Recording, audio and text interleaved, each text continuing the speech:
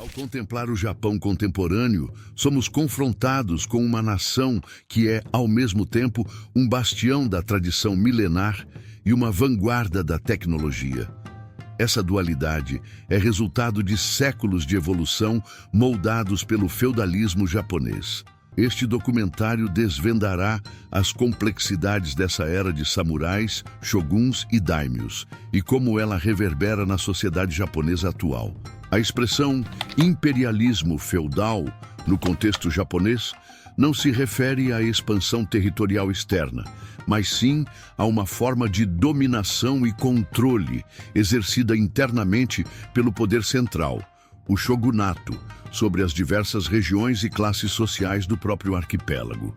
Esse controle interno era rigoroso, multifacetado e visava garantir a estabilidade do regime, a extração de recursos e a subordinação das províncias e das diferentes camadas sociais em benefício da classe dominante militar.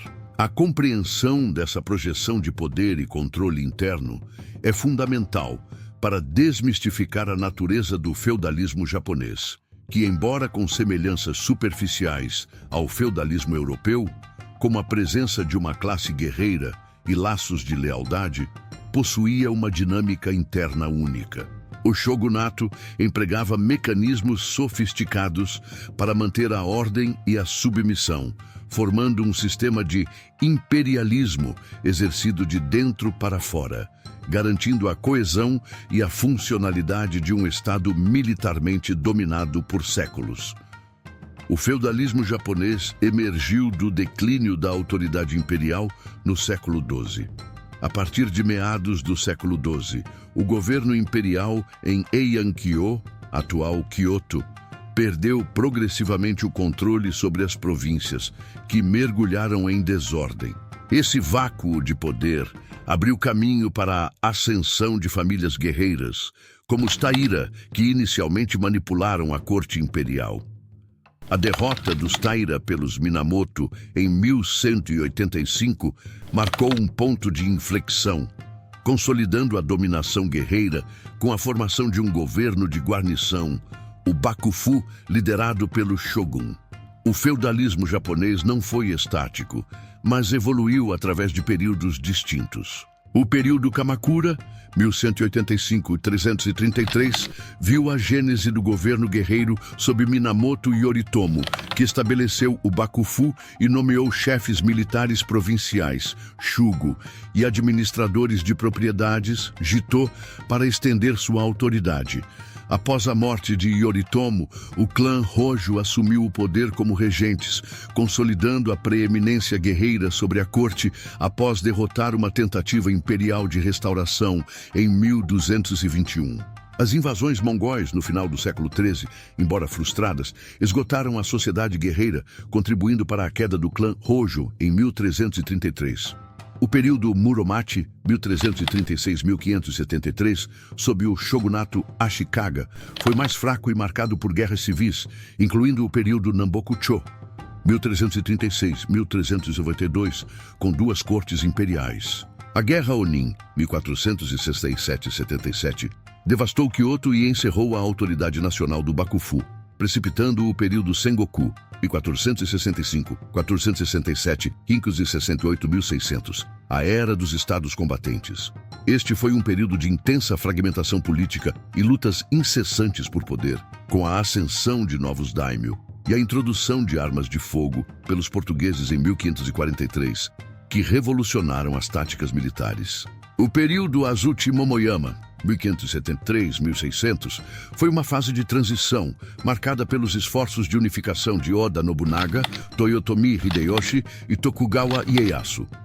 Finalmente, o período Edo, 1603-1868, iniciado por Tokugawa Ieyasu, inaugurou um longo período de paz e estabilidade. O shogunato Tokugawa implementou o Sakoku, isolamento nacional, e o Sankin Kotai, presença alternada, para manter o controle sobre os daimyo, consolidando a forma mais desenvolvida do imperialismo feudal japonês. A designação feudalismo para o sistema japonês é uma lente ocidental. Embora existam semelhanças superficiais como a existência de uma classe guerreira e laços de lealdade, as diferenças são substanciais. O feudalismo europeu era caracterizado por uma descentralização política extrema, enquanto o shogunato Tokugawa conseguiu exercer um controle centralizado muito mais forte do que qualquer monarca europeu medieval. As relações entre senhores e vassalos eram substancialmente diferentes nos sistemas japonês e europeu. No Japão, a lealdade do samurai ao seu senhor era um valor moral e ético central, refletido no Bushido, muitas vezes mais forte do que os laços contratuais europeus.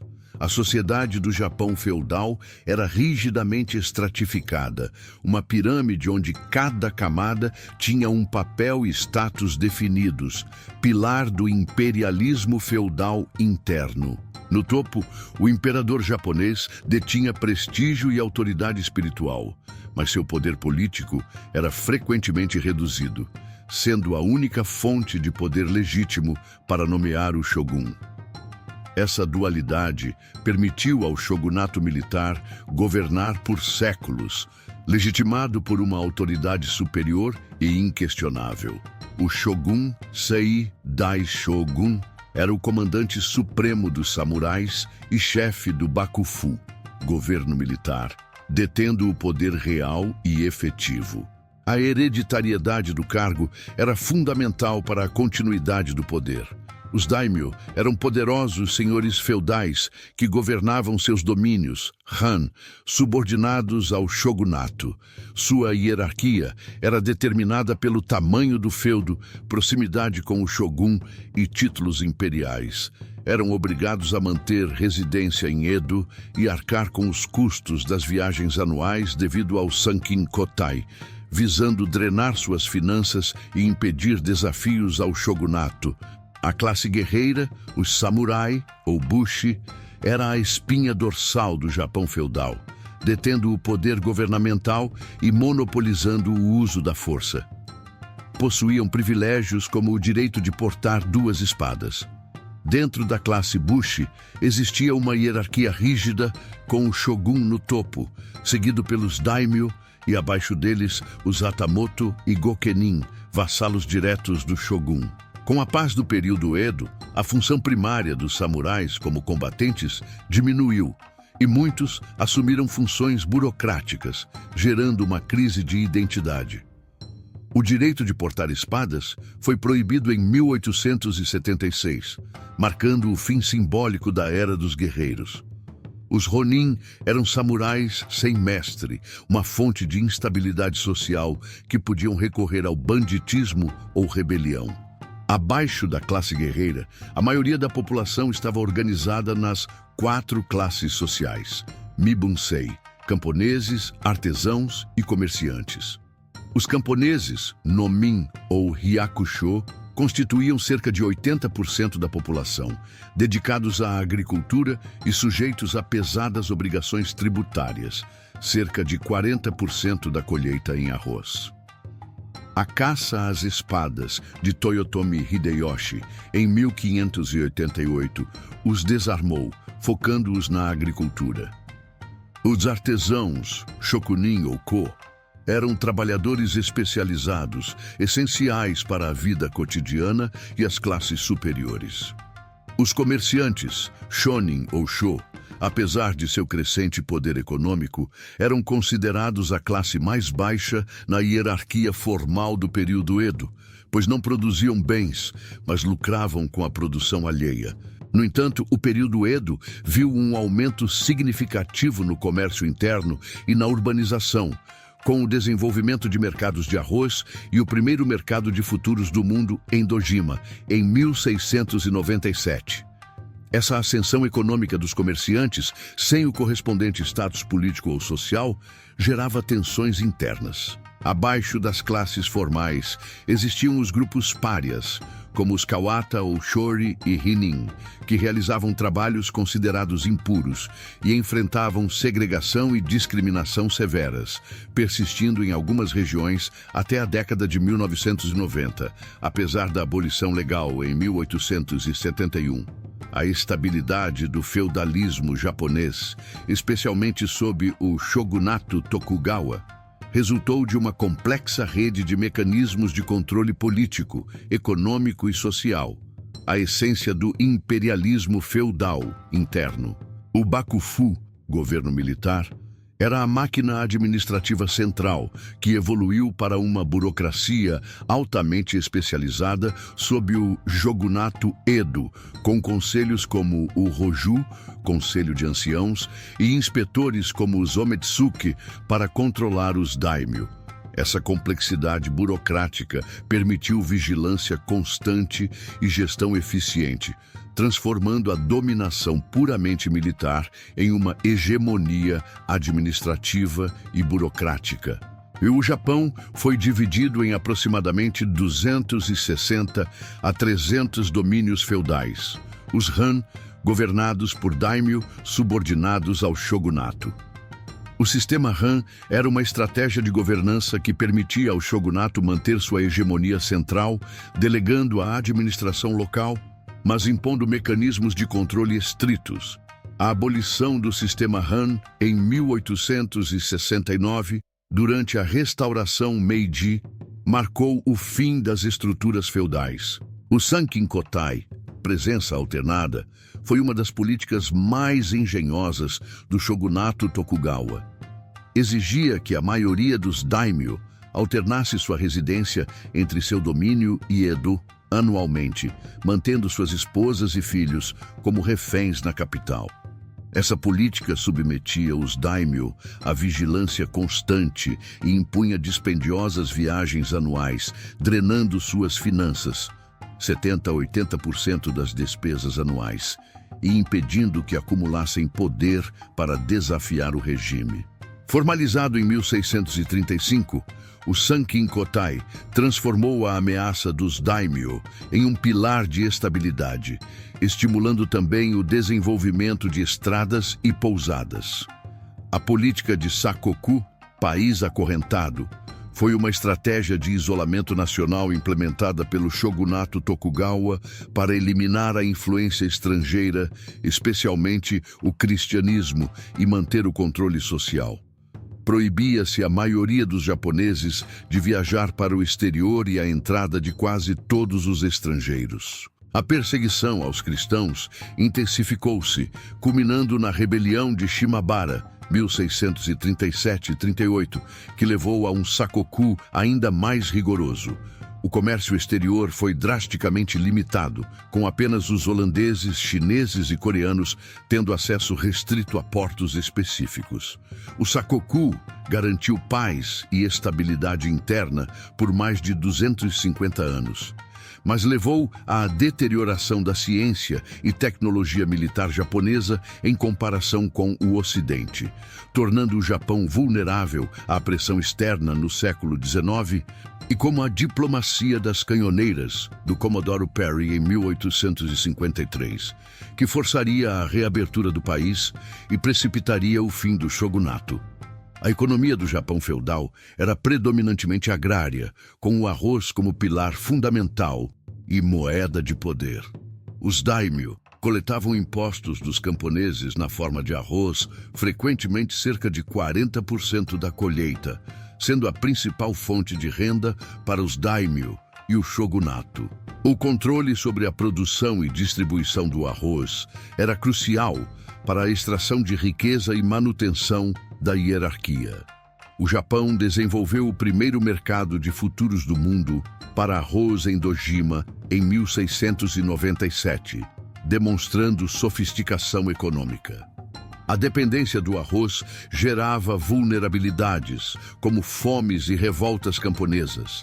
A força militar foi o fundamento do imperialismo feudal e agente de unificação. O shogun era o comandante supremo e os daimyo possuíam suas próprias forças militares.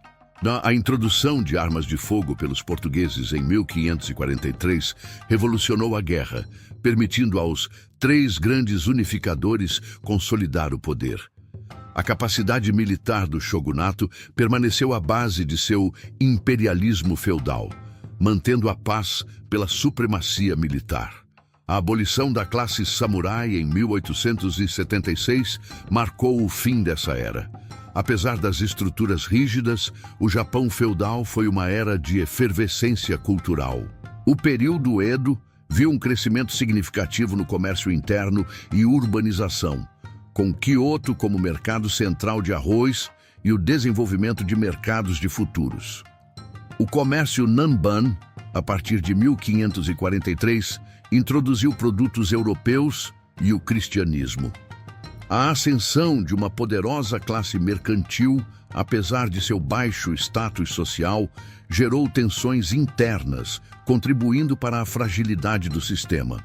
As artes floresceram. O período Muromachi viu o surgimento dos teatros No e Kyogen, e a cultura Higashiyama, influenciada pelo Zen budismo e o Wabi-sabi, impulsionou a cerimônia do chá e Ikebana. O período Edo foi rico em expressões culturais, impulsionado pela paz e pela classe média urbana. O ukiyo, mundo flutuante, produziu o teatro bunraku, o vibrante kabuki, as geishas e o popular ukiyo-e, gravuras em xilogravura, tornando a arte acessível a um público mais amplo. O Japão feudal foi um campo de batalha intelectual. O Zen budismo influenciou os samurais. O neoconfucianismo, filosofia oficial do shogunato Tokugawa, enfatizava hierarquia e lealdade, adaptando a piedade filial chinesa para a lealdade ao Senhor. O Bushido, caminho do guerreiro, era o código de conduta dos samurais, enfatizando benevolência, honra, lealdade e autodisciplina. O movimento Kokugaku, Estudos Nacionais, buscou a essência japonesa nos clássicos antigos, rejeitando influências chinesas e budistas. O Shingaku, Estudos do Coração, legitimou o lucro dos comerciantes, desafiando a hierarquia social tradicional. A Hangaku, aprendizagem holandesa, permitiu o estudo seletivo de ciências ocidentais, demonstrando pragmatismo intelectual, mesmo sob isolamento. Essas correntes intelectuais, embora não diretamente revolucionárias, plantaram as sementes para as transformações da restauração Meiji. A estabilidade do imperialismo feudal era constantemente desafiada por tensões sociais e revoltas, especialmente camponesas, impulsionadas por altos impostos e fomes. A rebelião de Shimabara, 1637-38, envolvendo camponeses cristãos, foi brutalmente suprimida, levando a restrições ainda mais severas ao cristianismo e à consolidação do Sakoku. Levantes como o de Yoshio Heihachiro, em 1837, motivado pela corrupção e fome, expuseram a vulnerabilidade do shogunato. Essas rebeliões, embora reprimidas, corroíam a autoridade do shogunato de dentro para fora. Apesar de formalmente abolido em 1868, o feudalismo japonês deixou marcas profundas. O Bushido, reinventado por Inazo Nitobe, tornou-se a base ética do caráter japonês e da identidade nacional moderna. A hierarquia feudal persiste no sistema Senpai-Kohai, veterano-novato, em escolas e empresas, refletindo a ênfase na ordem e respeito. A restauração Meiji, 1868, foi uma recentralização estratégica do poder. O novo governo Meiji desmantelou o sistema feudal, aboliu os Han e a classe samurai, e construiu um Estado moderno forte e centralizado, absorvendo ciência e tecnologia ocidentais sob o slogan País Rico, Exército Forte. Fukoku Kyohei. A ideologia Kokutai, política nacional, forjou uma identidade nacional unificada e lealdade ao Estado.